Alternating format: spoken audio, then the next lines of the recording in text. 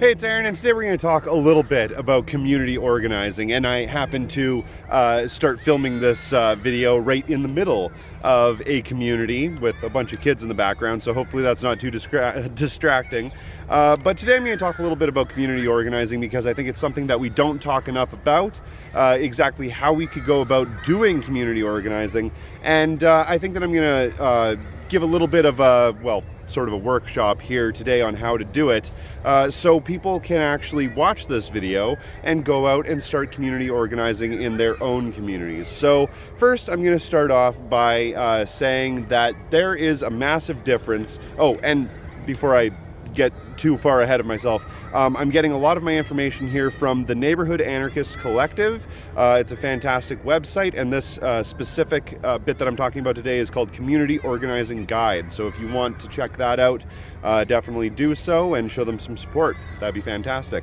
So there is a massive difference between activists, organizers, and leaders. Now, a lot of the time we think of those things as interchangeable terms, but they're really not. There is actually a very big difference between them.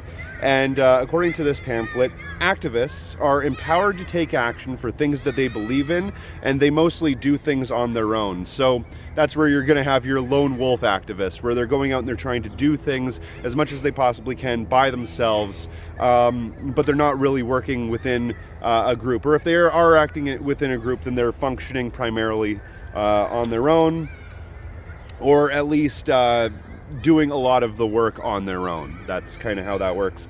Organizers empower others to take action for things that they believe in, and they support groups of people to do things together. So that's pretty straightforward. An organizer is able to get groups of people to work together towards a certain common goal. Pretty straightforward on that one. And leaders present a vision and initiative people want to work together to create, and they have no real extra power. It's just an idea that they have on where to go. So I kind of think of myself as a little bit of, by this definition, a leader, less so an activist or an organizer, as most of the work that I do is online digitally and trying to reach out to people like you. But that doesn't mean that you yourself couldn't be an activist or an organizer or a leader yourself, because basically anybody can do these things. Not everybody wants to do them, but if you do want to do them, you can certainly learn how, because it's more or less a set of skills that you have to learn to become an organizer, rather than just having inherent abilities, though having a certain amount of ability to converse with people and talk to individuals one-on-one is really important, but not necessarily the be-all end-all. Having a good working knowledge of how things work is extremely important as well. So we're going to jump into community organizing principles. So an organizer makes it easier for people to take action and succeed. The ultimate goal of an organizer is to empower other people to be organizers themselves. These are some fundamental principles on how to do that, and I'm going to go through these right now. So anyone can be an organizer, like I was just saying. No one is born an organizer. It's a certain set of skills that anybody can learn, and you yourself, like I was saying a moment ago, can learn them. Organizers create clarity and certainty. So basically, when you are in an organizer role, you want to make sure that things are as clear and specific as possible for your group, the people that you're trying to organize. Because when you leave things kind of nebulous, it makes it difficult for people to actually go out and do the job that they need to do. You want people to be directed specifically towards a goal, towards a task, and that's how you have to function. So you have to make things as clear and specific as possible. Confusion and uncertainty leads to inaction and disengagement. That's extremely important. And people don't want to waste their time and energy. So when you're out telling people what they need to do, how they need to do it, if that's your role, then making sure that you're giving them specific examples on how to do those things is extremely important. You go out and put this banner up over here. Make sure that you are bringing bottles of water and food to the people that are locked onto this piece of machinery over here. Those sorts of directions are extremely important because people need to know exactly what to do. Now, this doesn't necessarily have to happen with one specific person, though a lot of the time what ends up happening is one person takes on a lot more responsibilities than everybody else does, just because that's their nature, and they end up falling into a leadership type role. But you don't have to have that leadership role as an individual. You can obviously have that as a group, and doing things as anarchistically and as democratically as possible is extremely important when you're talking about organizing or activism or community outreach, any of these things, because a lot of the time we focus so much on the small things, right? On reforming certain individual things, that we kind of forget about the bigger picture, about how things should function in an anarcho-communist structured society. And we want to keep as true to that as possible. So making sure that you're doing everything as anarchistically, as democratically, as communistic as you possibly can is extremely important. So, roles, not tasks. This is something that I stress all the time whenever I'm organizing any group of people. Setting out specific tasks is a good idea, but it doesn't actually make people feel like they are getting involved or engaged in what they're doing. So instead of setting out tasks, set out roles for people, right? If you need a certain thing done, and that certain thing is done all of the time, dedicate a certain person to do that thing. Oh dear, that's the lunch bell is now ringing, and now hopefully the kids are all going to be taking off. Okay, so making sure that you set out not just goals, but roles for those people to actually fulfill. Because when you give somebody the autonomy of having the purview over their own role, rather than just delegating constantly out specific ideas and goals, you give them a certain amount of personal attachment to that thing. So it doesn't matter what it is. Say you are doing agitprop, right? Everybody can do agitprop, but maybe one specific person is really interested in doing that agitprop. Well, put them in charge of that department. That can be their thing because they're the most passionate about it. So that's the idea. Basically putting out roles, not specific tasks. It's extremely important, and it makes people want to be engaged. And that's the main thing that you're battling, is engagement and burnout, right? So if you give people specific tasks, they're going to be engaged, and they're going to be less likely to burn out because they're going to be doing something that they enjoy rather than something that feels monotonous and tecious. Set people up for success. So what does that mean? Make things specific, clear enough, so you have instruction, background info, not too many options, etc. Make it easy for people to just say yes. So basically set up goals that are easily obtainable, that are short-term and also long-term goals that you can reach in the future. You want to make sure that those goals are attainable, because when you have goals that are, then people see things happening and they get more engaged, they're more invested, they're more involved, they enjoy doing it more. If that means going and knocking on doors, you want to make sure that you knock on 15 houses that day, or 50 houses, or 500 houses. I don't know what it is. You want to make sure that you're doing that and having that specific goal, because when you have that specific goal, it really makes people encouraged, it really makes people want to work harder, and it gives them that direction. It gives them that sense of accomplishment at the end of the day, and you really want to have that feeling of accomplishment. It's extremely important. Passion, not obligation. This dovetails into what I was saying a moment ago. When you have people that are passionate about a specific topic, they are more likely to get invested and involved in it and want to do it more. So that's why you need to make sure that people are invested in the thing that they're doing and not just feel like they're obligated to have to do those things. You will find that when you talk to enough people, there is probably going to be a person that will do every task that is needed to be done and want to do those tasks. You just have to find out who it is and what their work ethic is like, how they enjoy doing certain things, making sure that they have passion and not just feel an obligation to do those things. Feeling obligated is important too, but being passionate about that is really where you make the big differences. So follow-up, right? Follow-up is extremely important.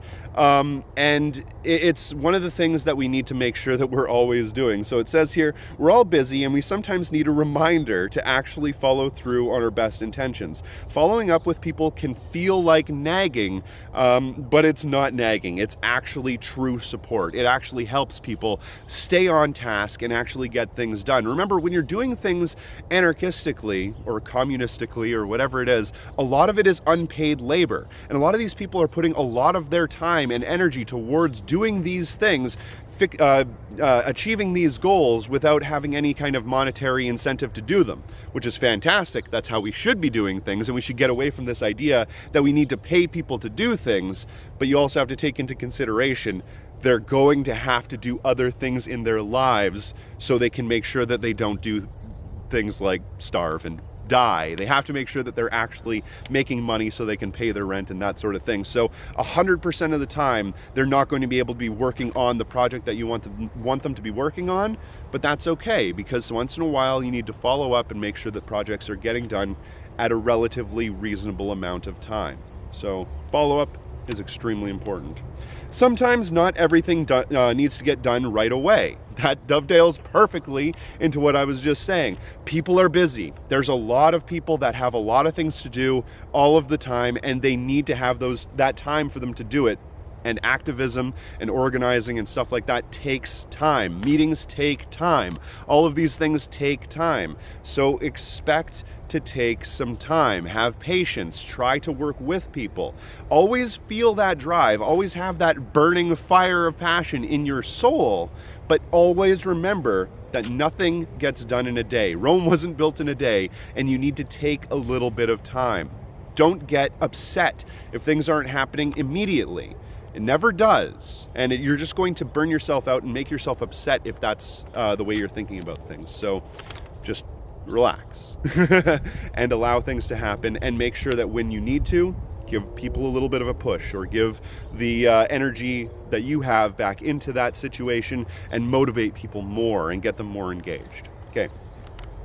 Organizing is about relationships. So important, so very important, because when you're talking to people, building relationships, building bonds, building community, that is our strength. That is how we make sure that things actually happen in real life. So organizing and making sure that we build those relationships and hold on to those relationships is so important. That's how we get people motivated to do a thing, and that's how people understand that we're motivated to do things as well. When we're personable, when we talk to them, when we get engaged in the things that they're doing and saying and following up with people and being friends, comrades, that sort of thing, it makes people want to work with you, and that's where we want to be at. So an organizer is always building and maintaining relationships, just like I was just saying.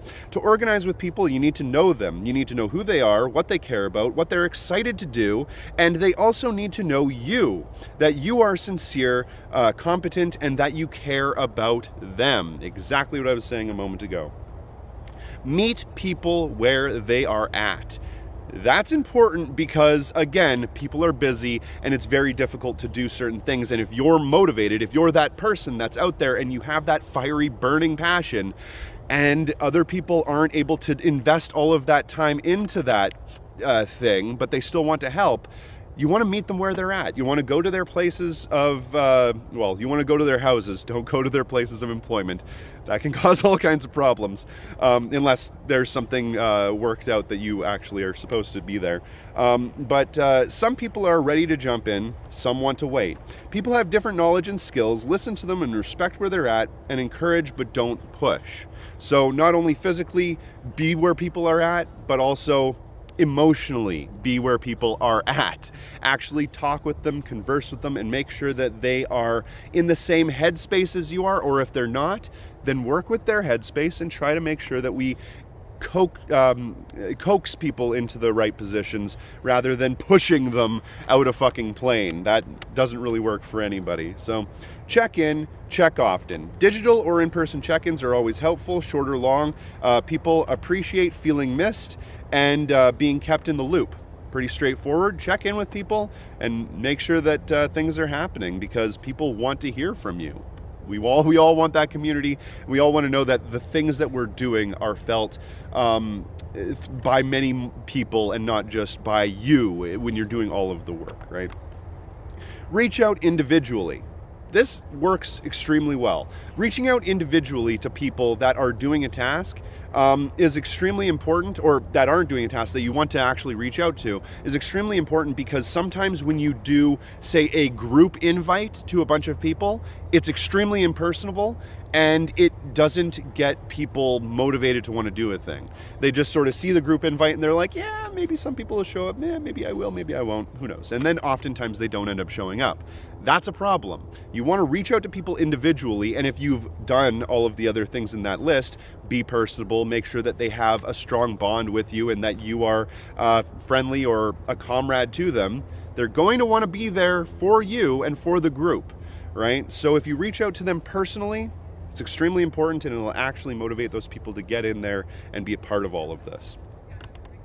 People, okay. So appreciation goes a long way, pretty straightforward. Make sure when people are doing things that are important and that are helpful, you tell them that they are appreciated. A little bit of a thank you is extremely important, and you'll notice that in our everyday lives, when you're working 9 to 5, you don't get appreciated as much as you often think that you should, and that's a problem, but it's inherently part of the structure of the system, because if bosses go around praising you for all of the work that you do, then you're going to start expecting that you need to be paid more. They don't want to do that, but in this situation, it's not the same. You're actually doing these things for a group collaborative effort, and the best idea for you to ever do as an organizer is to make sure people know that their work is appreciated and thank them. Everybody's putting in a lot of work here, so making sure that they're appreciated, so important. Oh boy, excuse me. Okay. Engage the heart. Emotion more effectively motivates action than facts or figures. Very true. I'm more of a facts and figures kind of guy. When I hear facts and figures and logic and reason, I'm like, yeah, let's do that. That's a great thing. But a lot of people are motivated by emotion.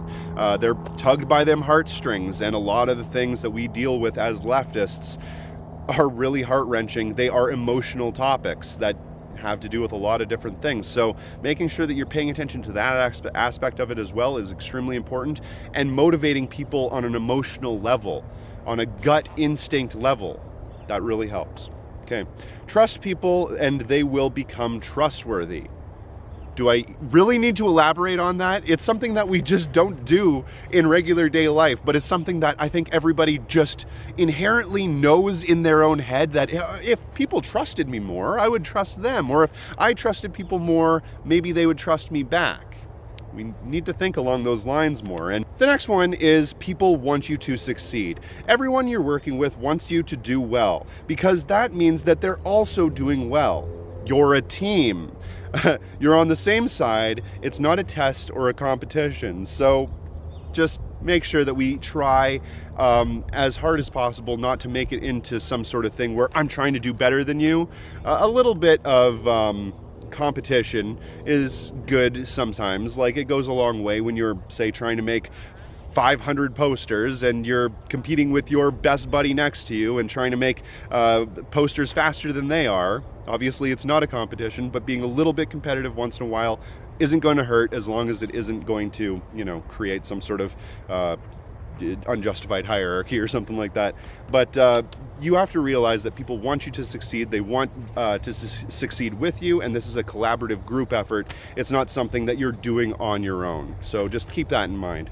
I'm probably gonna have to put a cut there, but anyway, the final one is enjoying what you're doing. Because if you're enjoying what you're doing, you're going to do a good job of it. You're going to do it better than you would if you fucking hated it. And you're not going to get burned out as fast because it's something that you're passionate about and you have fun while you're actually doing that thing. So it says here, in a world full of drudgery and fear, we can bring playfulness and joy to social justice work. If we're miserable in doing social justice, then why would anyone join us? And I think that's an excellent question, and something that we all have to ask ourselves. We have a massive problem on the left with stickiness. We have a problem with people wanting to be part of our group, part of our solution.